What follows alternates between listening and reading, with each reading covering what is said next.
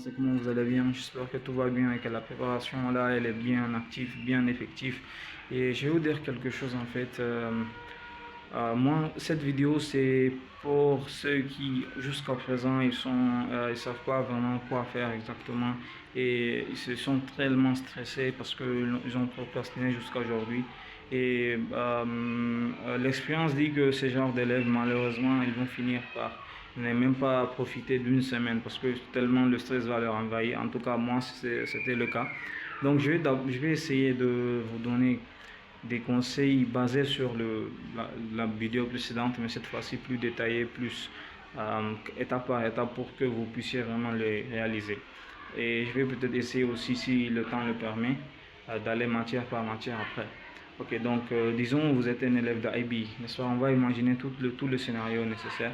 Disons vous êtes un élève de IB et vous commencez votre journée. D'abord, je vais vous dire que votre journée doit se commencer par l'heure la plus tôt possible, peut-être même 4 heures. Parce que pour moi, je pense que c'est très effectif de dormir tôt, par exemple 22 h, 23 h. Vous vous réveillez ensuite, au lieu de dormir tard, de réveiller tard, vous dormez tôt, vous réveillez tôt, peut-être à 3 heures ou bien à 4 heures. De 3 heures, vous pouvez travailler jusqu'à 5 heures ou 6 heures. Si vous avez des obligations religieuses ou autre chose, vous finissez. Après, vous travaillez encore pendant 1 heure. Après, vous pouvez prendre un sieste de 2 heures. Donc, disons que vous êtes réveillé à 3 heures maintenant. Euh, vous, vous allez faire de la matière que vous avez planifiée. Et en parlant de la planification, voici comment vous allez faire la planification. Il faut d'abord estimer le nombre de jours qui vous reste avant le bac. Si ça reste 12 à 13 jours, ensuite vous voyez quelles sont les matières les plus importantes, les matières les plus grandes. Donc disons les matières c'est biologie, économie et maths. Et parmi ces trois matières, vous pensez qu'économie c'est plus difficile. Donc vous donnez plus de temps à économie, ensuite biologie et maths. Donc dans les 12 jours, peut-être vous allez donner 5 jours à économie et puis le reste du temps, vous divisez ça entre maths et biologie, n'est-ce pas? Ou bien ça dépend de vous. Donc, et qu'est-ce que vous faites? Vous faites une sorte d'emploi, n'est-ce pas? Euh, Au lieu de faire finir économie d'abord, ensuite biologie, ensuite maths, faites un jour d'économie, un jour de biologie, un jour de maths, et vous respectez le nombre de jours que vous avez préalablement fixé, c'est-à-dire en fonction de leur priorité. 5 jours pour économie, ainsi de suite. Donc maintenant, disons qu'aujourd'hui c'est votre jour de maths. Vous commencez votre journée, n'est-ce pas? Donc vous commencez votre journée par un ancien sujet. Ou peut-être on va revenir. Avant un ancien sujet, il y a des travaux peut-être à faire, mais on va revenir à ça après. Donc vous commencez avec un ancien sujet, vous commencez de début à la fin, vous prenez votre chronomètre en ligne ou bien, je ne sais pas, peut-être une application ou physiquement, vous mettez l'heure, le nombre de minutes nécessaires pour traiter cette épreuve. Vous finissez toute l'épreuve, quel que soit le nombre de questions. Vous imaginez que vous êtes au bac.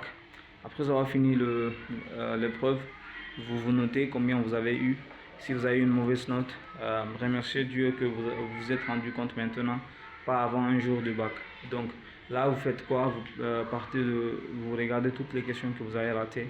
Vous essayez de comprendre avec GPT ou bien avec peut-être des questions de discours ou bien avec le cours et vous écrivez la réponse. Vous fermez, vous écrivez la réponse pour chaque question. Vous écrivez la réponse et peut-être trouver des détails pour bien comprendre le concept de la question utilisant le GPT. Et vous fermez l'ancien sujet pour écrire la réponse plusieurs fois. Vous pouvez utiliser une ardoise feutre pour ça. Donc pour se pratiquer de réécrire la réponse. Si c'est des cours théoriques, si c'est des exercices, après avoir compris, vous dites à GPT de vous donner des exercices similaires sur le même concept, pour maths et physique ou bien d'autres chimie peut-être aussi. Et vous faites ces exercices-là et ensuite vous pouvez aussi faire des exercices type bac avec Revision Village pour ce même concept. Ensuite, vous faites la même chose pour toutes les questions et il y a des questions, vous allez voir que tout un chapitre ou bien un bon nombre de concepts que vous ne connaissez pas, votre niveau de connaissance n'est pas bien. Il y a une différence entre niveau de connaissance et niveau de compréhension. Niveau de connaissance, c'est là où vous devez aller un peu réviser les cours. Niveau de compréhension, il faut demander à GPT pourquoi est-ce que je n'ai pas compris, qu'est-ce que je devais penser, tout ça. Donc, Maintenant, vous avez fini l'ancien sujet, vous avez fini de traiter l'ancien sujet. Maintenant, vous ajoutez, n'est-ce pas? J'avais oublié aussi, il faut faire une liste de chapitres qui ne sont pas du tout clairs, n'est-ce pas? Qui sont très incompréhensibles, vous êtes flou, tout ça. Et dans cette liste-là, quand vous faites l'ancien sujet, que vous voyez des chapitres totalement incompris, vous ajoutez ces chapitres à la liste. Donc, dans la journée, vous allez finir cet ancien sujet-là, finir la correction. Après avoir fini la correction, vous ajoutez ces cours à la liste et aussi vous les priorisez. Est-ce que vous allez commencer par ces chapitres d'abord ou après? Parce qu'il va y avoir un temps après, je vais parler de ça, où vous allez, comment dirais-je, vous allez un peu réviser les cours incompris ou bien où vous ne connaissez rien. Donc, les questions portant sur ces chapitres que vous ne comprenez pas, vous les laissez peut-être, ou bien vous apprenez juste la réponse, peut-être la compréhension va venir après. Maintenant, vous fermez votre ancien sujet, vous retraitez ces questions-là qui ont été, que vous avez ratées, n'est-ce pas? Vous retraitez ces questions, vous les retraitez pour voir est-ce que vous avez retenu quelque chose. Après l'ancien sujet, peut-être que la journée est déjà passée, maintenant c'est le temps de la soirée et de la nuit. Ce que vous faites, c'est de d'abord de s'assurer que vous avez bien maîtrisé le sujet et que s'il y a quelqu'un qui vous demande ce sujet-là et une question de ce sujet, vous allez pouvoir lui répondre. Là, vous passez au contenu, c'est-à-dire que vous allez d'abord, il faut que vous ayez un emploi de temps simple, là où vous avez des heures pour les anciens sujets, des heures pour le cours. Et les heures pour le cours doivent être inférieures à 2 heures ou bien 3 heures, inférieures à ça, donc un tiers de votre temps. Donc, maintenant, quand vous arrivez à cet intervalle de temps pour réserver au cours, vous commencez par le cours que vous ne comprenez le moins. Donc, disons, en maths, pour moi, c'était peut-être l'analyse mathématique. Et maintenant, vous essayez de trouver, par exemple, en ce temps-là, vous avez normalement des ressources réservées à chaque matière. Pour les cours, moi, je vous recommande vraiment Save My Exams. Donc, par exemple, pour maths, vous essayez de lire le cours de... maintenant, pour maths, bon, on va pas aller de lire par matière.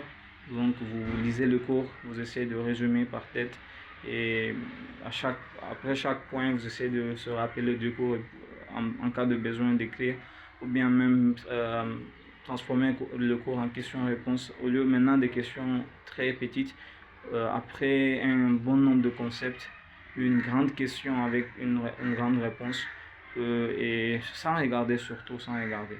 Maintenant, même quand vous ne comprenez pas une partie du cours, vous pouvez demander à GPT. Et pour les cours pratiques, c'est-à-dire maths, les matières pratiques, vous ne passez pas trop de temps dans le cours. Parce que vraiment, là, c'est moins d'un tiers de temps. Ça va être que 10% de votre temps sur le cours. Parce que même quand vous ne comprenez pas un concept, vous le finissez avec...